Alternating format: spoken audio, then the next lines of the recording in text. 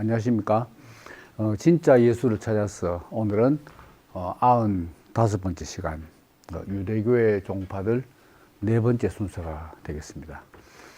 첫 번째, 두 번째는 우리가 바리스파에 대해서 얘기했고, 그리고 이제 세 번째, 지난번과 오늘 네 번째는 이제 에세네파에 대해서 이야기를 하고 또 하겠습니다. 에세네파라는 그 단어의 의미는 경건한 사람들이라고 그랬죠. 에세네. 바리새파는 분리된 사람들, 그리고 하시딤도 경건한 사람들이라고 했습니다. 그래서 이제 그 에세네파와 쿰란 공동체가 같은 파인가 이런 문제에 대해서 지난번에 이제 설명을 드렸고, 다시 한번 이제 에세네파의 기원에 대해서 복습 삼아 말씀드리자면, BC 152년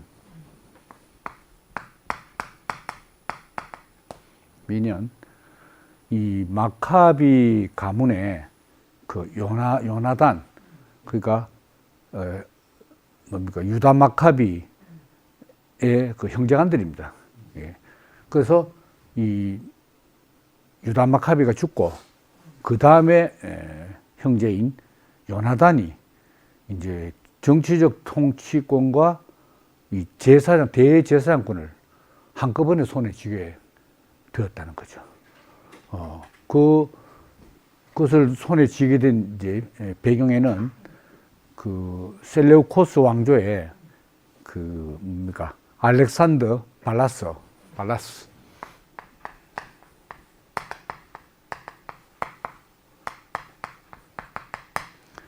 이 발라스가 이제 대제사장에 임명을 한 겁니다. 이때는 이 반독립에 그랬죠.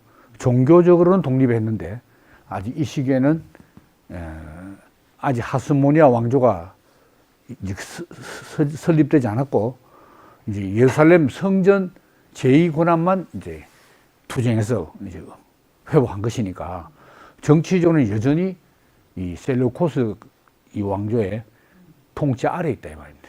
네. 근데 이제 이 알렉산더 발라스가 이제 요나단에게 네가 뭐 대제사장 해라 이렇게 임명을 한 거죠. 그렇게 된 데는 여러 가지 이제 그 뒤에 배경이 있는데, 이 알렉산더 발라스는 누구냐 하면 바로 이 유대를 완전히 헬라화하려고 했던 뭡니까? 안티오코스 4세의 아들입니다. 아들인데 이제 어떻게 됐나 하면, 이제 그 안티오코스 4세가 죽었을 때 친아들이 아닌데 이 사람 이름이 데메트리우스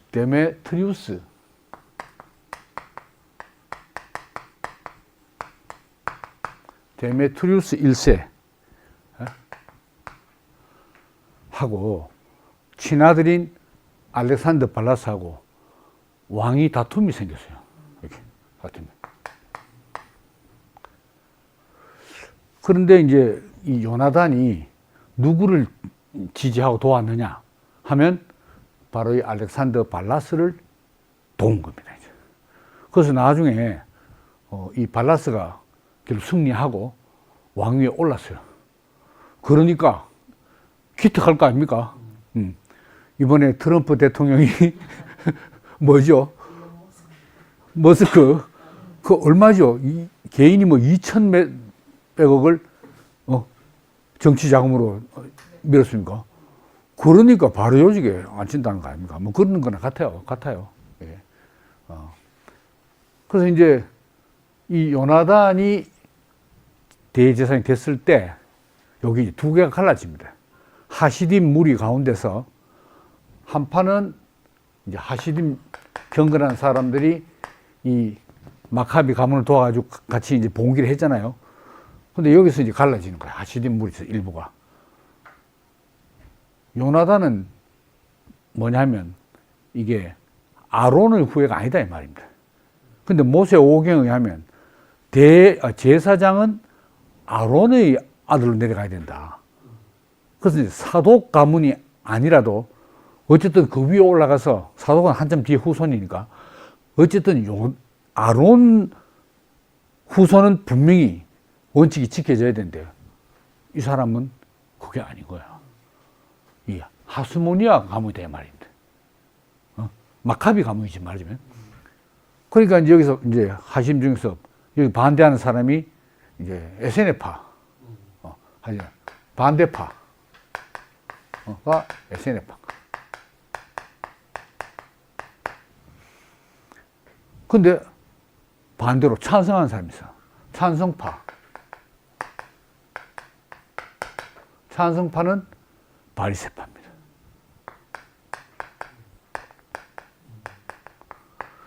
근데 에세네파든지 뭐 바리새파든지 아직 남아있는 하시딤 무리든지 간에 공통점은 뭐냐? 모세 오경, 율법, 토라가 신앙의 생명이다. 그건 똑같아요. 강도 차이는 좀 있겠지만. 근데 같은 모세 오경을 내세우면서 왜 이 아론의 후손이 아닌데, 율법 하면서 바리새파는 찬성을 했을까요? 그게 이상한 거 아닙니까? 거기에는 또 사정이 있다는 거죠, 이제. 이제 그때 헬라와 되기 시작할 때 우리가 전에 다 나왔습니다만은 오니아스 3세 이 사람이 대제사장일 때 헬라화에 반대했어요. 그러니까 셀레우코스 가문에서 믿게 보고 이거는 이제 내려앉은 거죠. 그 뒤 요 자리를 누가 차지했습니까? 시몬이라는 사람이 은 300달란트를 주고 차지했다고 하잖아요. 시몬이. 그런데 시몬의 심부름꾼인 메넬라오스가 은 300을 더 주고 얹고 300콜 뭐 이렇게 해서 메넬라오스.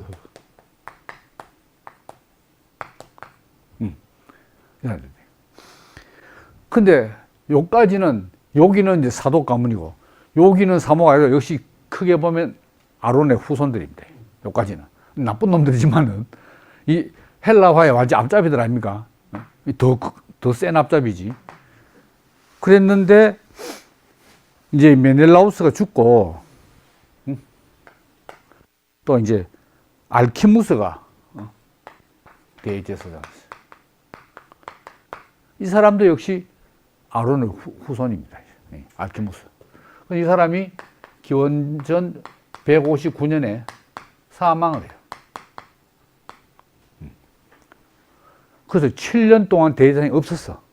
없다가 7년 뒤에 뭡니까? 요나단이 152년, 7년 뒤에 요나단이 되는 거라. 근데 이 알키무스란 이 대제사장이 이 질로 말하면 점점 더 나빠져. 이게 최악의 대제사장이거든. 이게.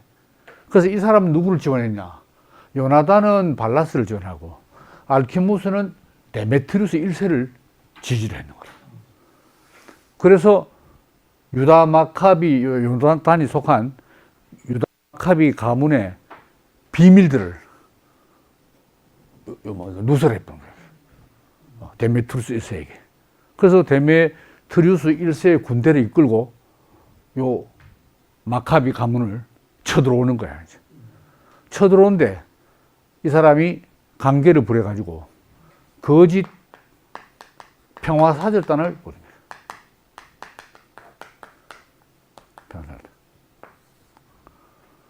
우리가 같은 동족끼리 싸울 필요가 뭐가 있나? 그리고 내가 이 셀레우코스 군대하고 내가 잘 이야기할 테니까 너희들도 중재자로 사람을 보내라. 우리가 먼저 협상하고 다음에 최소한의 이제 유해를 방지하자. 이렇게 평화살단을 딱 제안했는 거예요. 그래서 이 하시딤 무리 중에서 서기관들하고 이 서기관들을 많이 이제 하시딤 사람들하고 이 안에 서기관들하고 하여튼 몇 명을 보냈냐면 60명을 보냈어요. 이 평화 탈당을 갔는데 이 60명을 온 60명을 그대로 체포해가지고 그날로 60명 다 처형해버린 거예요. 거기 서기관들이 다 이 바리새파 사람들 아닙니까? 바리파 되기 전이지. 나중에 바리파 사람들의 핵심이 서기관들 아닙니까? 그러니까 이건 뭐 철처지 원수가 된 거지. 그러니까 이제 바리새파가 볼 때는 알키무스 아론 아들 후회만 뭐하노? 저래 나쁜 놈이 동족을 사기쳐가지고 비밀 누설하고 또 사기쳐 동족을 죽이는 그 대제사장이 무슨 자격이 있냐 해서 아론 아들 아니라도 우리는 요나단을 지지한다. 요게 바리새파인 거예요. 근데 요 반대파의 에세네파 요게 핵심은 원래 대제사장 자기 있는 사독 가문에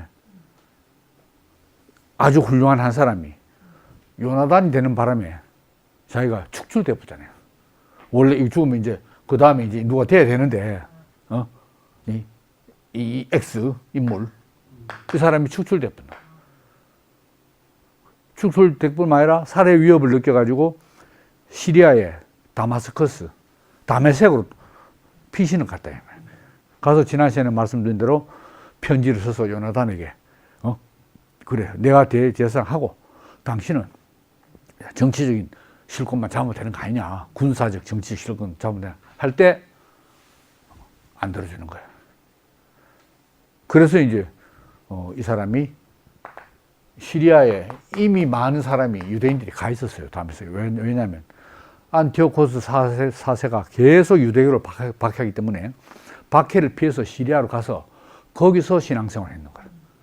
그 사람들이 모인 단체가 뭐냐면 새 언약 공동체. 지난 시간에 한번 나왔죠. 새 언약 공동체.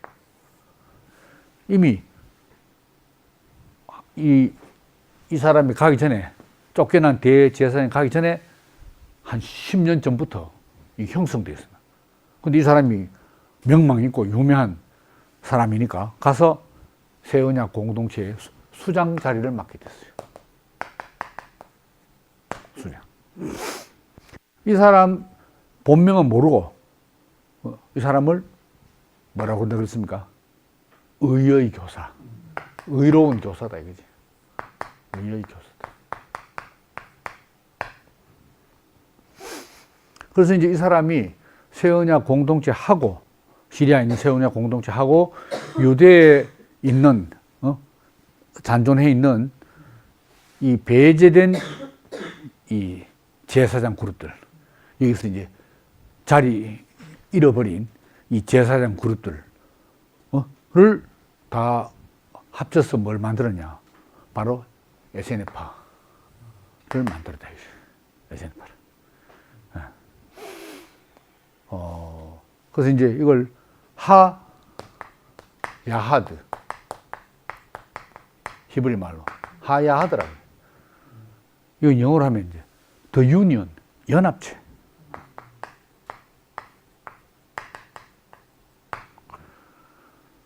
이런 이름을 붙인 이유는 모든 경건한 유대인들은 다 우리 단체 안으로 들어와야 된다.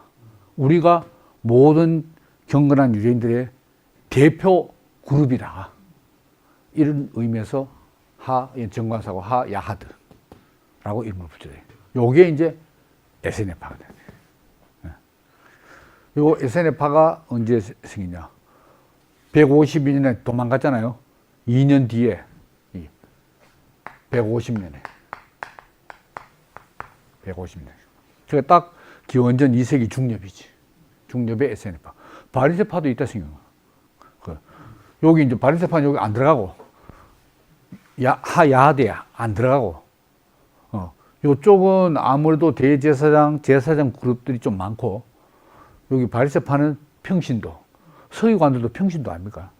조선시대로 말하면 한 중인 그룹, 중인 정도지.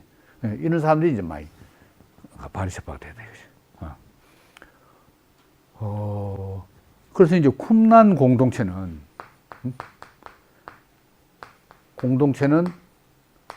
이 쿰란 동굴에서 발견된 이 문서 때문에, 두루마기 문서 때문에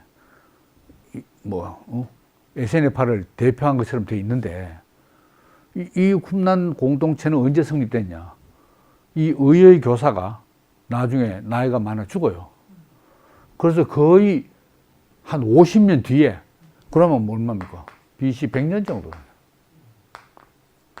50년 뒤에 에세네파 사람 일부가 쿰란에 가서 거기에 이제 공동체를 설립한 거니까 이 에세네파의 핵심 지역이 아니다는 거예요. 그게 일리 있는 것 같아요. 그래서 이제 그 기원 1세기에 로마 이 역사학자 플리니우스라고 있거든요. 플리니우스. 이 사람이 대박물직 하는 걸 써요. 역사책을 써요. 여기에서 이 에세네파를 아주 수도원 공동체처럼, 그래서 이 오염된 속세를 떠나서 무공의 지역인 사막으로, 광야로 가서 자기들끼리 수도원 공동체를 설립한 것처럼, 그리고 전부 결혼하고 독신, 여자 없고, 이렇게 썼다 이 말입니다. 왜? 로마 사람들에게 이 유대인 중에 이런 특별한 사람들이 있다는 걸 소개하는 의미에서. 자기는 가보지도 않았어, 물론. 근데 이런 이미지가 오늘날까지 계속되더라고요. 저도 사실 오늘 말하기 전까지 이런 이미지 더 강했어요. 제가 또 수도원 공동체라고 지난 시간 말하기도 했고, 그게 이제 꼭 그런 게 아니라는 게 맞는 것 같아요. 왜냐하면 우리나라 신학자 중에 튜빙겐 대학에 가서 이런 것을 전공한 지도교수 스테게만 밑에서 배워가지고 책을 냈거든요. 그러니까 꼭 그 한 사람 학자의 이야기의 정설이라고 꼭 할 수는 없지만, 제가 봐도 상당히 그 앞에 많은 연구들을 검토해서 나온 건데, 합리적이고 또 상식에 걸맞는 견해인 것 같아요. 쿰란 공동, 그렇게 신비한, 왜 그 독신 공동체 아니었냐. 나중에 고고학 발굴에 의해서 여자 뼈도 나오고 애들 뼈도 나오고 많이 나와붙는 거라, 여기서. 그러니까 그런 게 아니다. 그래서 이제 이 스테게만이라는 사람은, 스테게만, 튜빙겐 신학 교수는 이 쿰란 공동체는 그러니까 에세네파의 어떤 신앙생활, 성경 연구에 도움이 되고자 여기서 이제 두루마리 사본 제작소다 이지. 두루마리 사본. 옛날에 양피지 말아가지고 두루마리 해놨잖아요. 그 사본 제작소였다. 그래서 여기에 그 장소가 그렇게 많은 사람이 살 수 있는 터가 아니래요. 한 100에서 200명. 200명. 그리고 이제 그 당시에 그 마지막에 이제 가죽으로, 양피지 가죽으로 하잖아요. 그래서 가죽 제작소가 그 얼마 전 떨어진 곳에서 발견되고, 이건 틀림없이 요즘 말하면 이제 그 에세네파 출판 서적 센터다. 그게 꼭 맞는지는 모르겠다만은 하여튼 이제 그런 가설도 이제 있습니다. 대중에. 그래서 이제 왜 이 사해 문서, 쿰란 문서를 하기 또 사해 사본이라고 그러잖아요. 사본이란 건 이제 원본을 전부 이제 손으로 쓴 거죠. 필사본. 근데 창세기도 여러 필사본, 여러 두루마기 있고, 뭐, 시편, 뭐, 구약 성서 있잖아요. 그 필사본이 여러 두루마리가 여러 항아리에 다른 동굴에 막 있다 이거죠. 그 같은 내용도 많지. 같은 필사본이니까. 근데 이 사해 사본, 이게 이제, 데드 시 스크롤즈. 스크롤즈가 두루마리 아닙니까? 사해 사본. 이게 왜 중요하냐 하면 지난 시간도 잠깐 언급됐지만은 바리새파나 사두개파나 자기들 쓴 문헌이 없어. 없는 거라. 그 뒤에 바리새파가 오늘날까지 유대교의 핵심 종파가 됐지만은 그건 그 뒤에 쓴 거고, 예수 당시 그리고 2세기 기원전 2세기부터 처음 생겨가지고 예수의 기원 1세기까지 그 문헌이 남아있는 게 없다 이 말입니다. 사두개는 아예 없고, 그러니까 유일한 1차 자료, 물론 에세네파가 쓴 거지만 1차 자료 문서는 이거밖에 없는 거예요.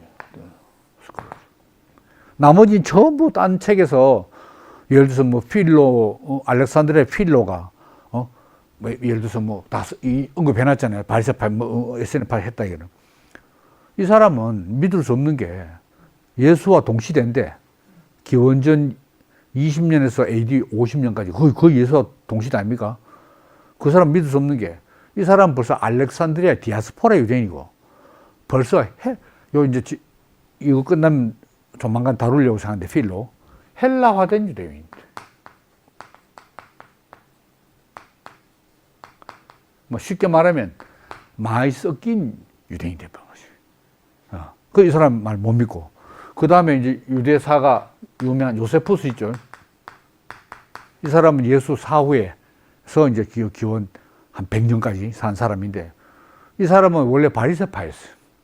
근데 로마 군에 투항해가지고 완전히 이제 로마 편이 나주 된 거죠. 그래서 이제 유대 고대사, 유대 전쟁사 하는 이 두 역사서를 썼는데, 이 사람은 누구를 겨냥했었냐? 헬라인들을 겨냥해서 쓰는 거예요. 헬라인들 취향에 맞게. 그러니까 이 파들을 전부 그리스 철학파, 누구, 에세네파는 피타고라스파 받아. 바리새파는 어느 파, 이렇게 비유를 하니까 뭔가 그게 안 맞잖아요. 그래. 헬라화에 반대해서 전부 목숨 걸고 일어난 사람들인데, 그 헬라파 누가 비슷하게 이렇게 뭐지 됩니까? 그러니까 이게 이게. 그 에세네파, 이 파가 쓴 이것만 유일하게 남아야 돼. 아주 왜 중요하냐? 유대교에서도 중요하겠지만 더 중요한 거는 기독교에서 더 중요한 거라. 왜냐하면 여기서 예수에게 얼마만큼의 영향을 미쳤느냐, 또 예수와 어떤 관계가 있느냐.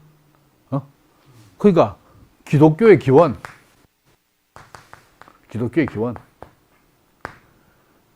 그리고 뭐 예수 운동의 배경, 이 되는 자료가 여기 있다. 그죠? 그러니까 이제 자, 전번에 언급됐지만 신약 성경에서 바리새파도 언급이 돼 있고, 신약 성경에 사두개파도 언급이 돼 있다 이거야. 근데 에세네파는 아예 이름이 없어. 그걸 보더라도 이거는 상당한 세력인데, 에세네파는 속세를 등지고 탈속한 무리들이 자기들끼리 소수 모여서 특별한 경건 생활을 영위한 사람들 아니냐, 이렇게 생각하기 쉬운데 그게 아니라는 거지. 요 더 유니언 하야하드, 더 유니언, 이스라엘 전체 연합체다, 이렇게 생각해요.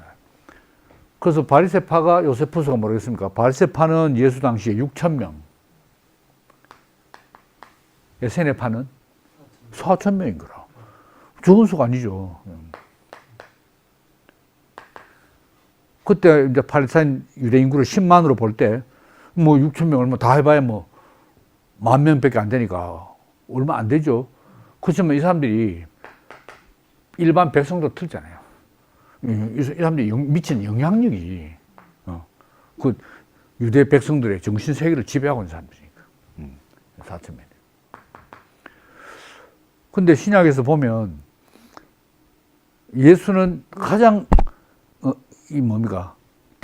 심하게 대결한 파가 어느 파입니까? 바리새파인 거예요. 바리새파. 이건 영향받았다기보다도 싸우는 대상인 거야. 화해설 진저 서기관과 바리새인들이야. 뭐 몇 번 나옵니까? 노다지. 화해설 진저.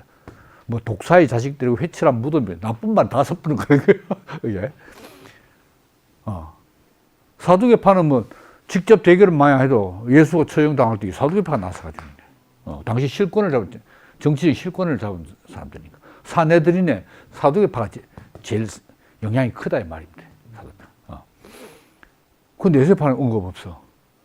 그런데 유사점 이 사해 사본이 예수에게 미친 영향이나 뭐 유사점 물론 차이점도 있지만 차이점 뭐 차이점이 있어야 예수다운 거죠. 그래서 유사점도 많다 이 말입니다. 그래서 이 유사점을 너무 강조해버리면 어떻게 되냐. 그러면 예수의 독창성이 없어져 버릴 거야.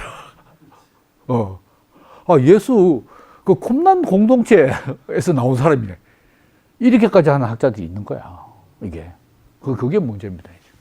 네. 그래서 이제 좀 이제 그 심하게 말한 사람들 이런 사람들을 한번 이제 소개하자면은 처음에 이 사해사본이 언제부터 1947년부터 1956년까지 했죠. 여기에서 11개 동굴 토탈에서 두루마리 개수가 900에서 한 1000개 된다 이거지. 근데 여기는 뭐 파손된 것도 많고 온전한 두루마리는 뭐 유축에 보면 한 10개 완전하게 갖다 이거는 한 10개밖에 안 된다. 하여튼 근데 이렇게 해서 50년대, 60년대 이 사해사본에 연구 열기가 굉장히 했는 거라. 세계적인 기독교계 이슈가 되어 했는데 열기가 이제 점점점 식어졌어요. 왜 그러냐? 여기서 드보어 신부라고 가톨릭의 드보어 신부 있잖아요. 그 처음에 장사꾼이 그 자기한테 사본 팔아가지고 이 사람이 국제 학술단을 가톨릭 세력을 등이고 조직해가지고 사본을 공개를 안 하는 거야. 공개를 안 하고 자기들끼리 딱 해가지고 이제. 그러니까 뭐 세월 없는 거지 뭐. 세월 없는 거지. 그러다가 1990년대부터 다시 이제 새로운 쿰난의 봄이 왔다. 뭐 이런 말이에요. 새로운 쿰난의 봄이 왔다. 왜 이래 됐냐? 90년대 초에 미국에 제가 그 도서관 이름 제가 좀 안 적었습니다만은 미국의 한 도서관이 그 쿰난 사본을 가지고 쓰는 거라. 돌아다니고 매일별서 가지고 쓰는데 이 도서관 측에서 사진을 그 영인본이죠. 그대로 사진을 찍어가지고 일반에 공개를 해봅니다. 그러니까 이 드보 신부가 관장하는 국제학술단하고 그다음 특히 이 사하에서 나온 이 우리 문서다 하는 이스라엘 유대교 측에서 엄청난 반발하거든요. 그래서 취소해라. 뭐 그 사본을 우리에게 달라 했는데 도서관에서 거절하고 모두가 알 권리 있다 해가지고 영인본으로 다 공개를 해버리는 거야. 그러니까 너도 나도 관심을 가지게 되고 해서 이 영어본으로 각 나라 번으로 이 번역이 막 돼요. 이래서 새로운 쿰난의 봄이 나왔다 이죠. 이런 이 붐을 타고 이 전문 이제 뭡니까 이 성서학자도 아닌 베이전트, 미국의 언론인인데 베이전트와 레이 칸슨, 이 두 사람이 이제 어떤 책을 썼느냐, The Dead Sea Scrolls Deception. 디셉션이 뭡니까? 사기지. 사해 사본, 사기극. 이란 제목으로 1991년에 이게 우리나라에서도 1992년에 번역이 되어 나왔는데 지금 절판되가 없어요. 근데 2007년에 사해 사본의 진실 하는 책이 다시 번역돼가지고 여기 나온 사해 사본의 진실.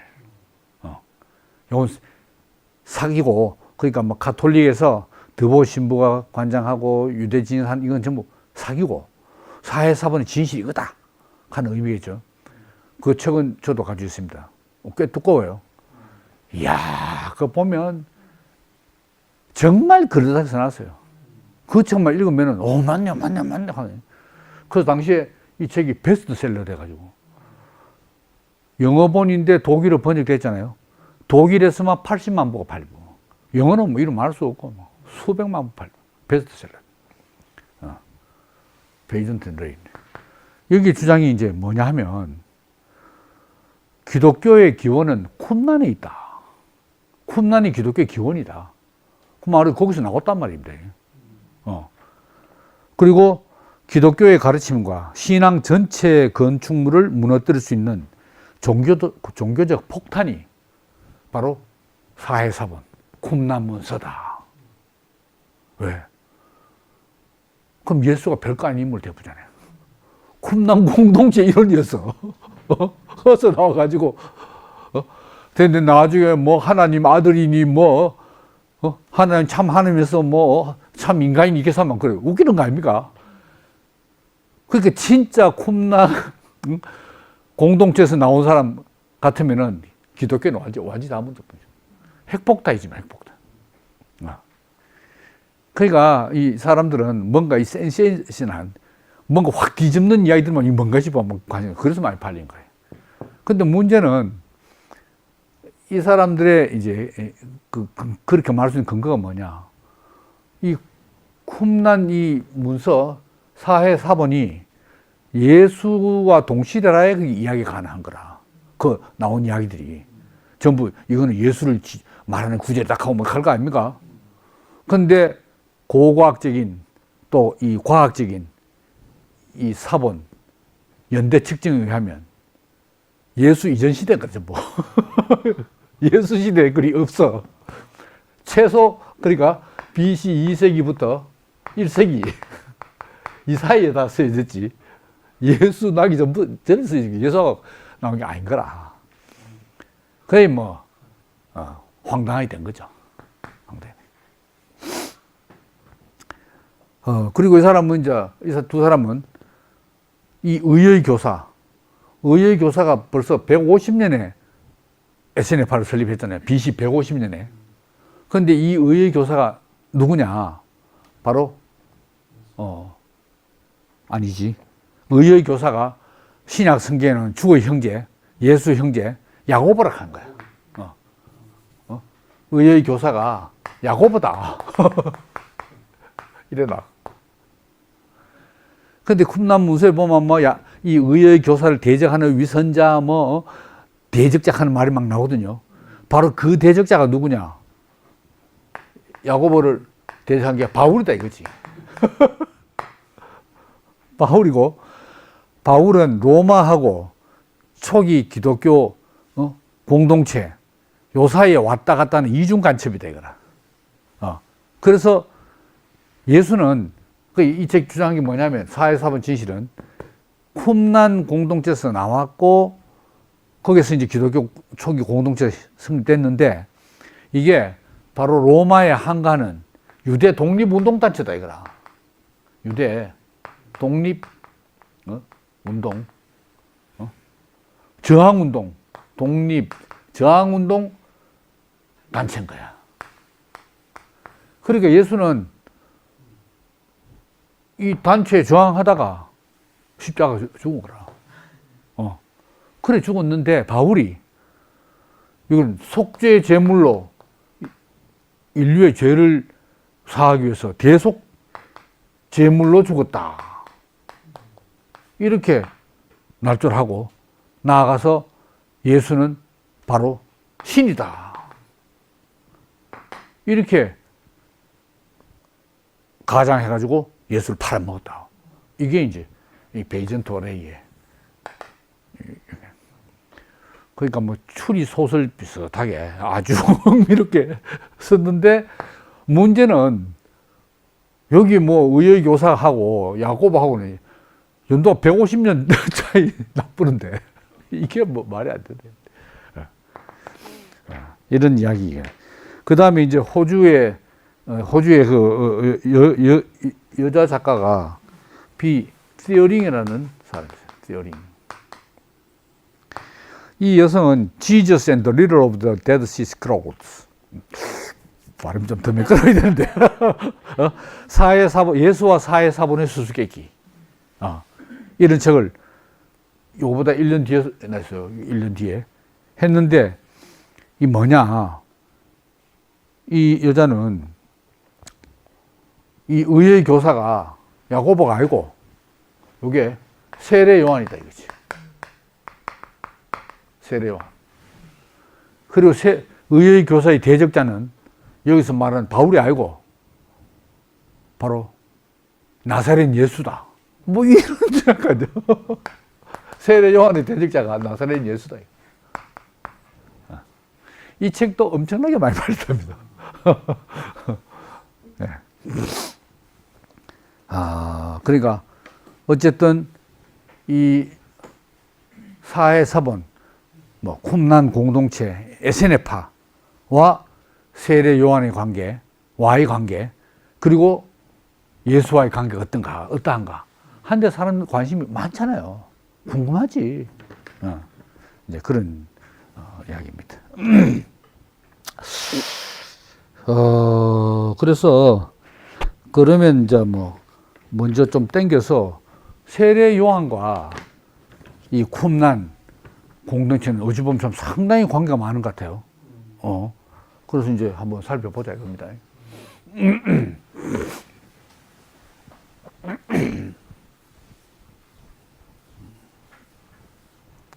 자, 쿰란 공동체와 세례 요한. 아주 분위기가 비슷해요. 그 신약 성경은 세례 요한이. 그래서 이제 왜 그게 많은 학자들이 초창기에 예수는 뭐 둘째치고 세례 요한은 에세네파, 특히 쿰란 공동체의 일원이었다라는 사람도 있고, 처음에는 일원이었다가 난주 쫓겨난 사람이다. 그래서 이제 독립적으로 활동한 사람이다. 이렇게 하는 해석이 있는데, 그럴던 이유가 뭐냐? 1번. 이제 쿰란 거주지에서 뭐가 발견되냐? 그 제식용, 제사 의식, 제식용 침례 탕이, 목욕탕, 사람이 딱 들어갈 수 있는 침례 탕이 발견되는 거야. 쿰란 거주지에서. 근데 세례 요한이 그 쿰란 거주지에서 뭡니까? 자기가 요단강에서 세례를 줬잖아요. 요단강 세례 지역하고 불과 10여 킬로밖에 안 떨어진 거야. 침례탕하고 요단강 침례 지역이 10km, 10여 킬로 밖에 안 떨어졌어. 그러니까 역시 둘 다 침례를 했잖냐 이거. 그 다음에 두 번째가 세례 요한이 낙타트롯, 낙타트롯, 또 뭡니까? 가죽띠. 그 다음에 음식은 메뚜기와 석청, 이런 걸 먹었다. 이랬는데 이걸 볼 때, 이 세례요한은 에세네파에서 쫓겨난 인물이다. 이렇게 생각한다. 왜 그러냐. 에세네파에서 쫓겨난 사람들은 다른 사람들이 만들어준 음식을 먹으면 안 되는 거라. 남이 해준 음식을 못 먹는 법이 있다. 그러니까 이제, 천연 음식을 먹은 거 아니냐. 요렇게도 추정을 하고. 그 다음에, 세례요한이 어렸을 때 광야에서 살았어. 성경에 보면. 이런 이야기. 그래서 광야에서 길을 준비하여 외치는 자. 근데 쿰란 문서에도 광야로 가서 길을 예비하라. 이사야 40장 3절. 이 구절을 봐도 역시 너무나 비슷하다. 그 다음에 요한과 쿰란 공자 둘 다 임박한 종말론을 믿었다. 종말이 왔다. 임박했다. 그 다음에 또 뭐냐. 그 다음에 예루살렘 성전 제의를 거부했어. 예루살렘 성전 제의 거부. 성전 제의 거부. 이것도 비슷하죠. 근데 자세히 들여다보면 그게 아니다 하는 이야기죠. 이제 뭐 다 할 수 없지만은 우선 이제 이 세례 침례를 보면 요단강 침례하고 이제 제식용 침례하고 뭐다니면 세례 요한은 이 침례의 의미가 죄사함입니다. 죄사함. 이 죄가 왜 사해져야 되느냐? 종말 심판 때 침례 받으면 죄 사면증이 있는 거야.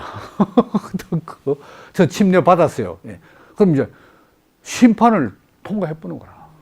얼마나 중요합니까? 근데 이거는 뭐 식사 전에도 뭐 수시로 들어가서 침례하는 게 이거는 제식용이고 제례 의식용이고 요거는 성례전이다 이거지. 이 심각한 겁니다. 하나님과 관계에서 완전히 성례전이다 이거지. 이게 틀리고. 그 다음에 여기는 누가 침례를 하냐고 필요가 없어. 자기가 스스로 침례 들어가는 거지. 누가 뭐 침례해 주는 것도 아니야.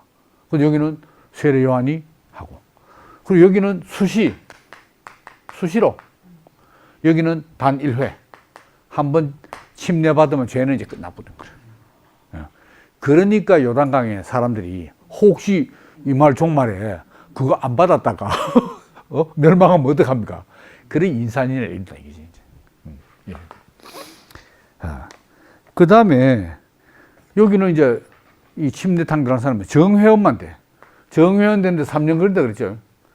그것도 잘해가 합격해야 3년이지. 불합격하면 그것도 소용없어요. 근데 여기는 원하는 자는 누구나, 누구나, anyone, 누구나 다 이런 차이야. 그 다음에 또 결정적인 게 세례 요한의 요단강 침례 지역이 어디냐? 이게 바로 여호수아가 이스라엘 백성들을 거느리고 요단강 건너가 제일 처음에 쳐들어간 게 됩니다. 여리고성인 거라. 바로 여리고성 강 건너 마저 보이는 요단강 동편에서 했다 이게 서편이 아니고. 이 지금 유대 땅 사마리아 뭐 이 팔레스타인은 요단강 서편 아닙니까? 동편. 굳이 말하면 이제 베레아 지역이라는 베레아 지역 요단강 동편에서. 근데 그 지역이 바로 여호수아가 백성들이 있고 강을 건너던 지역인 거야. 그럼 그걸 뭘 의미하냐? 옛 광야 세대가 끝나고 우리는 구원의 새 시대로 넘어간다. 구원의 새 시대로 넘어간다 하는 것을 상징하는 거인 거라. 회개하라. 하나님 나라 가까웠다. 그러니까 옛 광야 세대 이스라엘에서 하나님 나라로 지금 딱 들어가는 그 상징적인 의미로 지금 광야도 동편, 바로 여리고성 보이는 맞은편 동편에서 침례를 줬대요. 그게 얼마나 틀립니까? 그래서 이제 비슷하지만 직접적 관계는 없다. 뭐 이런 이야기입니다. 설명 상세하죠.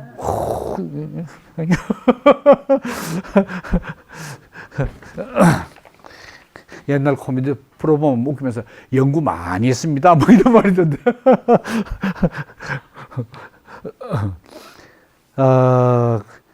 그 다음에 문제는 이제, 그 예수님과 의 차이죠. 공통점과 차이점이죠. 그래서 보면,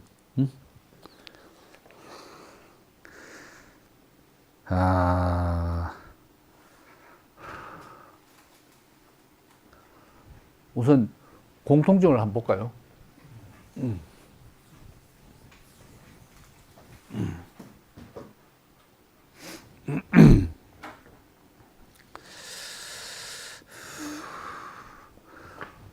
이제 쿰난 공동체와 예수님 이 보면은 첫 번째로 이 종말론적 성서 해석입니다.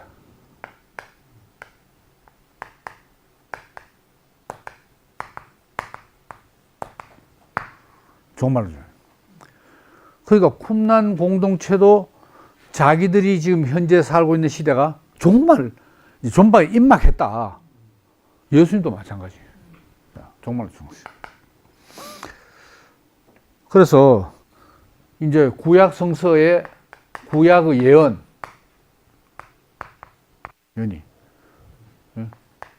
자기들 시대의 성취.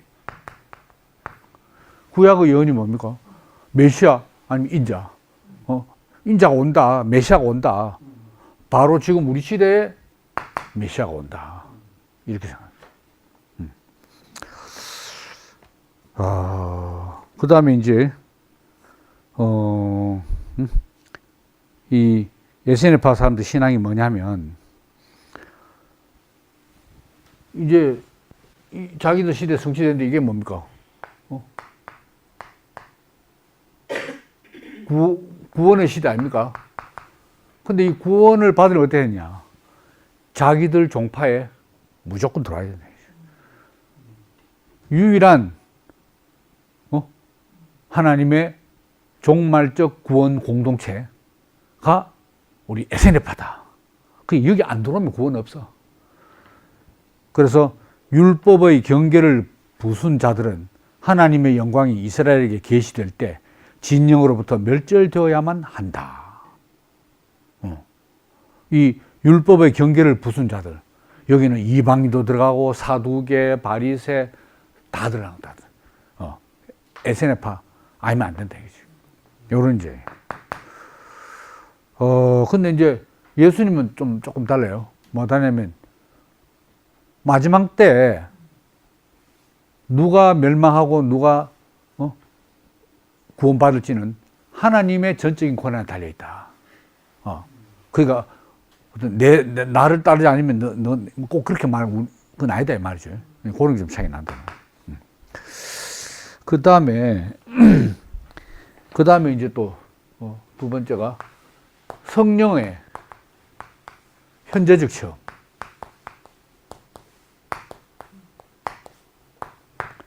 요게 쿰난 공동체하고 예수님하고 같다 이거라. 그래서 당시에 유대인들 이제 의식에서는 이 구약의 마지막 예언자들, 예를 들면 뭐 학개, 스가랴, 뭐 말라기 이런 사람들 시대가 지나간 다음에는 이제 예언 끝. 예언 이제 없었다. 예언은 다 성령의 감동으로 하는 거 아닙니까? 근데 이제 그 선지자들 없으니까 예언 끝이다. 이제 뭐 성령의 활동은 없다 이렇게 생각해요. 그런데 신약 성경 보면 마가, 마태, 누가 공이 예수가 세례받고 올라올 때 뭡니까? 하늘이 갈라지고 성령이 비둘기같이 자기에게 내려왔다. 이는 내 사랑하는 아들 내 기뻐한 자다 하는 소리를 이래 하잖아요. 성령의 현재적인 체험이 있다. 예수님이 쿰난도 맞아. 쿰난에 이제 의의 지도자는 뭐라고, 교사는 뭐냐. 당신의 성령을 내게 부어 주셨기에 동요하지 않습니다. 그러니까 그 당시에 일반 유대인들의 신앙 의식에는 생소한 개념이 되는 거예요. 성령 체험. 근데, 브루스라는 학자가 그렇게 말해놨네요. 하고 보죠. 그런 거기도 한데, 구약이나 성경 외경 가운데서 성령이라는 개념이 거의 사용되지 않고 있다. 구약에서. 성령이라는 개념이 신약과 쿰란 문서에 자주 사용된 것은 놀랄만한 일이다. 그렇게 말해요. 하여튼 뭐 그렇게 이제. 그 다음에 이제 세 번째가, 종말. 종말, 뭐 비슷하네요. 종말에 대한 개념인데,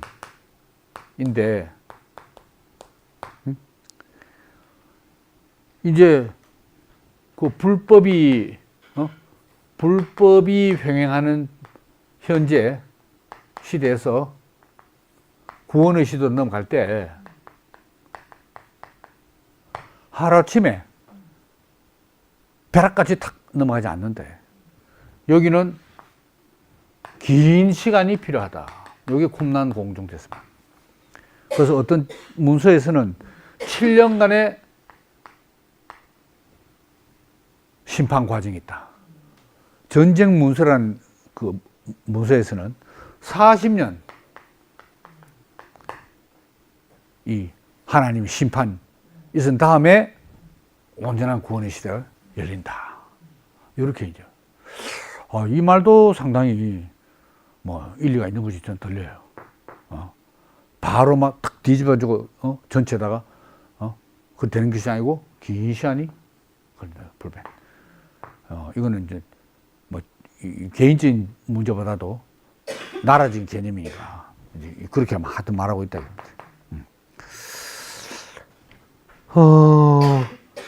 그 다음에 뭐 어떤 사람 심지어 SNF파의 의의 교사가 다시 성육신한 것이 예수다. 이리까지 말하는 사람들이 너무 비싼 게 많다 이 말이죠. 의의 교사. 근데 이제 이 사람은 참 놀라운 이제 이 선생은 맞긴 맞는 모양인데 하나님의 비밀 계시를 자기한테만 열어주셨다라고 확신하고 그렇기 때문에 성경 해석의 권한이 오로지 자기 손에 달려있다. 이렇게 됩니다. 이겁니다. 그리고 하나님이 토라를 자기 마음 가운데 묻어두었다. 토라를 자기 마음 가운데 묻어두면 그게 성육신 아닙니까? 말씀 육신이 되어버린 거지. 내 법을 너희 생각에도 뭐 마음에 기록했다. 하나님 토라를 내 마음에 묻어뒀다 이거야. 나의 마음 가운데 파묻은 당신의 토라. 의교사 이렇게 말해. 그래서 이제 어떤 권세, 이 가르치는 권세에 대한 확고한 이제 신념이 있었다는 건데, 예수님이 가르칠 때 뭐라 했습니까? 그 가르치는 것이 권세 있는 자와 같고 서기관과 같지 않더라. 그런 점에서 좀 비싸다 하는 거. 이러니까 의의 교사든지 예수님이든지 그 당시 보편적인 유대교의 틀에서 벗어나는 거예요. 그게 유대교와 충돌하고 예수는 십자가에 처형당하고 이 사람은 피신가고 다 이렇게 이제 했던 거죠. 뭐 이런 벌써 시간이 다 돼 가네요. 그래서 다 뭐 말할 수는 없고 이제 그럼 이제 유사점은 뭐 이런 유사점이 있는데 차이점. 그 예수님과 이 의의 교사 쿰란 공동체 신앙과의 차이점이 뭐냐? 가장 큰 두드러진 차이점은 하나님 나라 선포.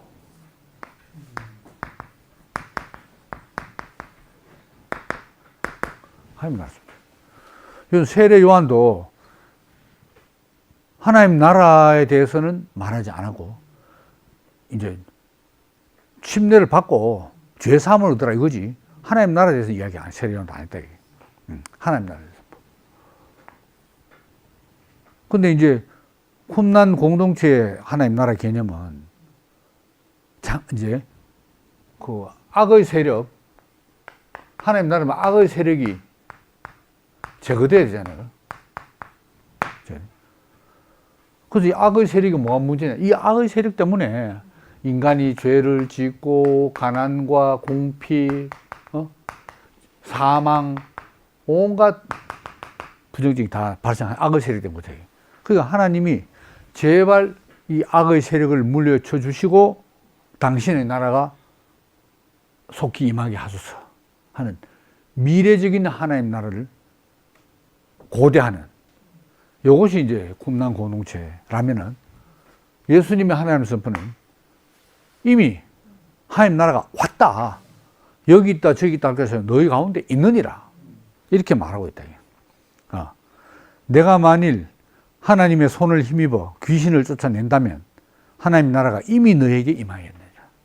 내가 지금 사역하는 것이 바로 악의 세력을 물리치는 거고, 내가 지금 물리치고 있다. 쿰난 공동체는 하나님이 언젠가 물려쳐 주십시오. 요 차이가 엄청나게 크다. 현재적인데 쿰난 공동체는 미래적인 하나님 나라를 이제 고대하고 있다. 요런 차이가 이제 있다는 겁니다. 이제. 뭐 이런 이야기고, 그 다음에 이제 그 예수님의 뭐 팔복 있잖아요. 마음이 가난한 자는 복이 있나니, 뭐 또 마음이 청결한 자는 뭐 복이 있나니, 8가지 복. 요 팔복 선포, 이것도 쿰난 문서에 매우 비슷한 내용과 형태가 쿰난 문서에 있대요. 그러니까 어쨌든 영향을 받긴 좀 받았어.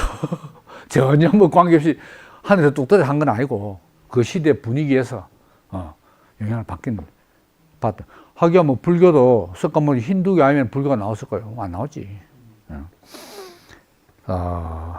그래서 이제 근데 이제 현대 예를 들면 독일의 그 슈피겔이라는 이제 유명한, 우리나라 뭡니까 월간 조선 신동아 이런 것처럼 슈피겔지가 있어요. 슈피겔 잡지. 그래서 몇 년이지? 20세기 후반에 어떤 제목으로 이제 이 특집을, 쿰난 공동체 특집을 했는데, 갑 에스 크리스텐 포아 예주스.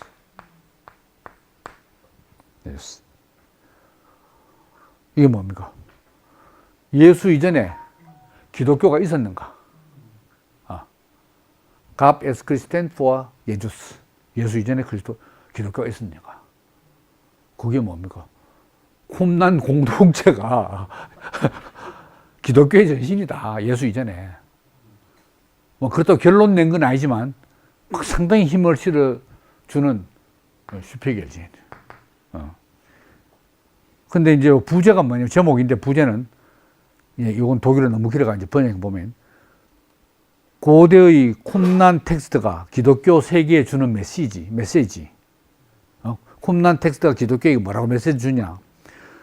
기독교인들에게 너희는 너희가 생각하는 것보다 더욱 유대적이다. 너희가 생각하는 것보다 더욱 유대적이다. 그러니까 쿰난 공동체로 대표되는 유대 신앙의 잔재가 너가 생각하는 것보다 훨씬 기독교인이 많다, 그 말입니다. 그렇게 이제 관계를 지으려고 하는 거죠. 이제. 근데 이제 뭐 우리나라 기독교 이 사정은 특히 신학자들이 이 제2성전기 하면 뭡니까? 제2성전을 짓고 AD 68년 망할 때까지 제2성전기 아닙니까? 그 신구약 중간 시대에 대한 연구에 관심도 없고, 그게 참 안타깝다. 이 전공자가 그렇게 말하는 거예요.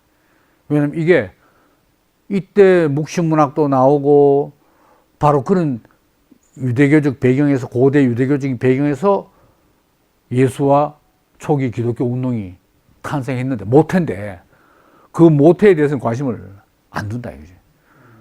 그러면 어떻게 되는가?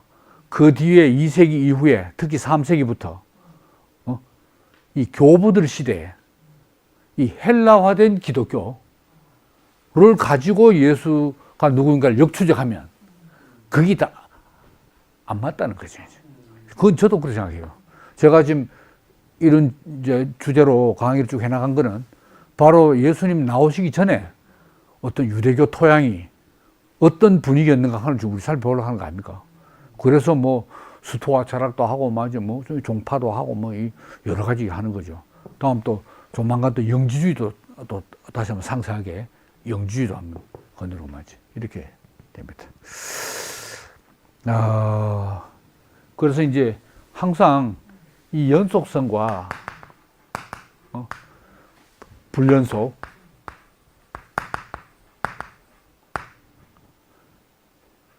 그러니까 이제 슈피겔지라든가 아까 베이전트 뭐 레이는 좀 심하긴 하지만 이 연속성을 유대교와 예수와의 연속성을 너무 강조하면 예수는 그 뭐랄까요? 예수다울 이유가 없는 거지. 안 그러겠어요? 근데 이제 불연속을만 강조하면 그러면 예수는 하늘에서 바로 떨어진 사람. 어떤 그 시대적인 역사적인 배경 전혀 관계없이 바로 떨어져. 낙하산으로 내려갈 뿐이지. 이것도 문제예요. 그러니까 요 연속성과 불연속성을 구약과 신약을 연속과 불연속이라는 이 균형을 찾는 것이 좀 필요하지 않나. 뭐 저는 그렇게 생각해요. 그럼 예를 들어서 예수가 신이 아니고 순전한 사람이다. 그러면은 육체를 가진 사람 같으면은 분명히 그 유대 팔레스타인의 유대 사회에서 성장했고 그 시대적인 배경에 영향을 안 받을 수 없지. 그거 전혀 무시해버리고 예수로 알락하면 또 어디 찾나 이거지. 야, 이런지. 근데 또 그거 다 한다고 또 예수를, 그것만 안다고 해야 예수를 또 사회적인, 뭐, 지정학적인 여건들을 안다고 해가지고 예수를 아는 것도 아니잖아요. 그러니까, 이게 어느 하나도 하나만으로는 필요 충분 조건이 안 되는 거라. 필요 조건을 보면서 그 충분 조건. 그건 이제 예수는 그러니까 이제 땅에서 나서 자라고 성장하고 했지만 결국은 또 하나님의 특별한 목적이 있어. 부름받은, 지어진 이런 면이 없으면 뭐 구원자가 되지도 않겠죠. 그래서 하여튼 뭐 오늘 SNF판 또 이 정도로 말씀드리고 다음번에는 열심당 젤롯